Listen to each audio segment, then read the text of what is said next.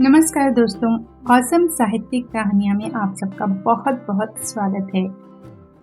आइए आज सुनते हैं कहानी दो कप चाय। इसे लिखा है पूनम अहमद जी ने। जिस दिन मैं मुंबई से दिल्ली अपने मायके पहुंची, उसी दिन मेरी अभिन्न सहेली रेखा ने फोन पर दुखद समाचार दिया कि सरिता आंटी के पति मोहन अंकल नहीं रहे। यकीन तो नहीं हुआ, पर सच तो था ही। आंटी जब घर का सामान लेने गई थी, अंकल का हार्ट फेल हो गया था। माँ ने जब मेरे चेहरे की गंभीरता का कारण पूछा, तो मैंने उन्हें आंटी के बारे में बताया। आंटी हम 10 महिलाओं के किटी ग्रुप की सबसे उम्र दराज महिला हैं। आंटी अंकल अकेले ही रहते हैं। उनका इकलौता बेटा पवन अमेरिका में ही कार्यरत है। आंटी अंकल साल में एक बार बेटे के पास जरूर जाते हैं। हम सबके लिए आंटी की लाइफस्टाइल एक प्रेरणा है। सुबह शाम सैर, घूमना फिरना, खाना पीना, पत्रिकाएं पढ़ना, हमेशा खुश रहना। आंटी जीवन में हर चीज का आनंद लेते हुए हमें शांत और खुश रहने की प्रेरणा देती रहती हैं। उनका कहना है कि हर आयु का अपना आनंद है, हर स्थिति का एक सुख है।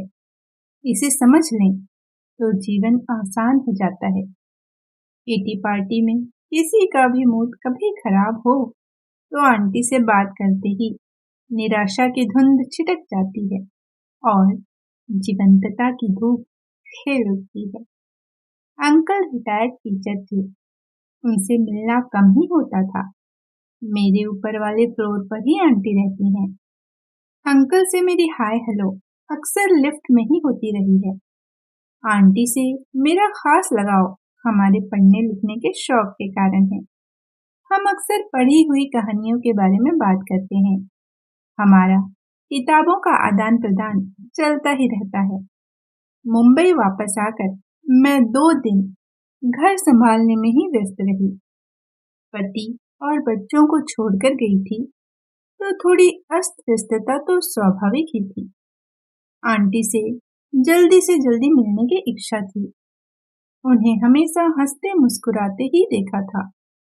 अब उनके चेहरे की उदासी की कल्पना ही कष्टप्रद थी। मैंने रेखा को फोन किया। आंटी के घर जाने के बारे में पूछा कि क्या वो भी मेरे साथ चलेगी।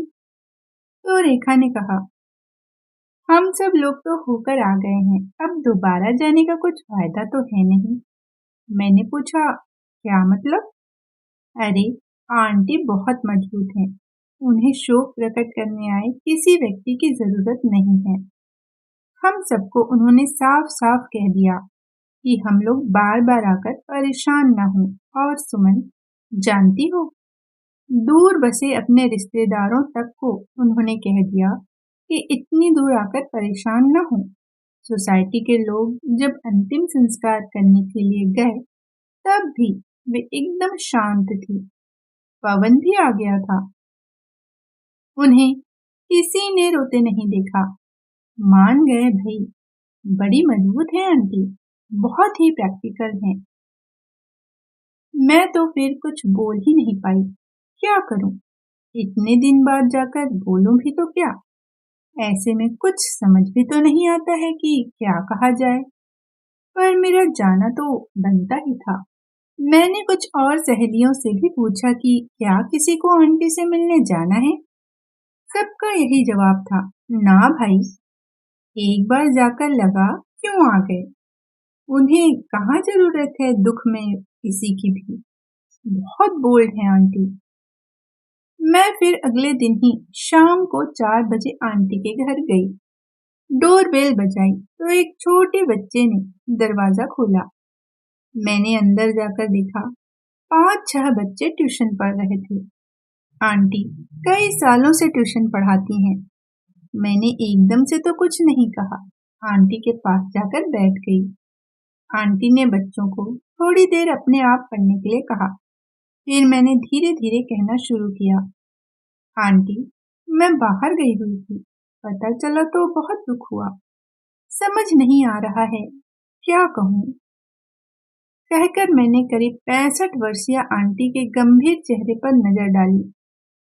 उन्होंने गहरी सांस लेते हुए कहा, इंसान क्या कर सकता है, ईश्वर की बातें हैं, वही जाने। मैंने ध्यान से उनके चेहरे को देखा। एकदम शांत, गंभीर, उदास, खाली खाली सा चेहरा। आंटी ऐसी तो कभी नहीं दिखी। हम दोनों फिर चुप हो गए।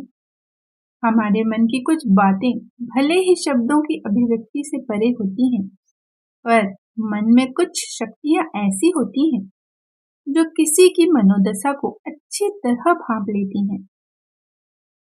उनके अनकहे दुख को आंखों में ही पढ़ा मैंने।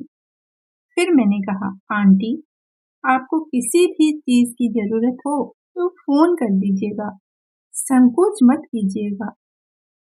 हाँ, थैंक यू सुमन।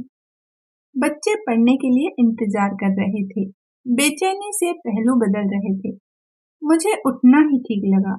मैंने जैसे ही उठने का उपक्रम किया, आंटी ने कहा, सुमन, आने के लिए थैंक्स। नहीं आंटी, थैंक्स की तो कोई बात नहीं है। आपके दुख में हम सभी आपके साथ हैं। हाँ, जानती हूँ, पर मैं किसी को परेशान नहीं करना चाहती। मोहन ने जीते जी किसी को भी कभी कोई तकलीफ नहीं दी। अब उनके जाने के बाद किसी को परेशान करने, तकलीफ उठाने क्या बुलाना। यह मेरे हिस्से का दुख है और मुझे सहना ही है। और अभी तो मुझे ही यकीन नहीं हुआ है कि मोहन चले गए हैं। उनकी यादों का, उनकी बातों का एक अद्भुत सुरक्षा कवच महसूस होता है मुझे।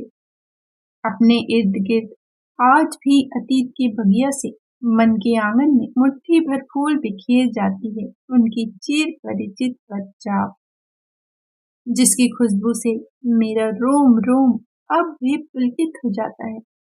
आज भी रोज सुबह मुझसे अनजाने में ही चाय भी 2 कप बन जाती है। मेरा संवेदनशील मन अथाह वेदना से कराह उठा। इस बात के मर्म ने मेरे दिल को ऐसे छुआ कि मेरी आंखें स्वतः ही भरती चली गईं, जिसे महसूस करके आंटी ने मेरा कंधा थपथपा दिया। उनके स्नेहिल स्पर्श को महसूस कर मैंने उन्हें देखा। लगा आंखों से ही मानो मौन ही मुखर होकर भावनाओं को बांच रहा हो। आंटी, चलती हूँ, बच्चे पढ़ने के लिए आपका इंतजार कर रहे हैं, फिर आऊंगी। ऐसा कहकर मैं घर जाने के लिए निकल पड़ी। बहुत भारी हो गया था मन। उनकी 2 कप चाय वाली बात नहीं, उनके दिल का गहरा राज सारी उदासी खोल दी थी। कभी कभी हम किसी के प्रति अनजाने में ही कोई भी धारणा बना लेते हैं। हमें एहसास ही नहीं होता कि सामने वाले इंसान के दिल में क्या चल रहा है। वो अपने दुख को सहने के लिए कितनी मेहनत कर रहा है। पर मेरा मन भी आत्मग्लानि से भर उठा था। मैं सोच रही थी, हम स्त्रियां ही स्त्रियों की बात क्यों नहीं समझ पाती? क्यों एक दूसरे के प्रति इतनी असंवेदनशील होती हैं? आंटी को तो यकीन ही नहीं हो रहा है कि अंकल नहीं रहे। फिर वे शोक प्रकट करने वालों के साथ समय बिताकर अपने इस एहसास को क्यों खत्म करें? कुछ बाल हट ही होता है ऐसे पलों का, यादों में डटे रहने का। अंकल तो उनके पास हैं, उनके साथ हैं। रोज सुबह 2 कप चाय यूं ही तो नहीं बनती ना। अभी आप सुन रहे थे बहुत ही मार्मिक कहानी 2 कप चाय, जिसे लिखा है पूनम अहमद जी ने। इसी तरह की और भी कहानियां सुनने के लिए हमारे साथ बने रहिएगा। फिर मिलते हैं एक नई कहानी के साथ। जय हिंद, जय भारत।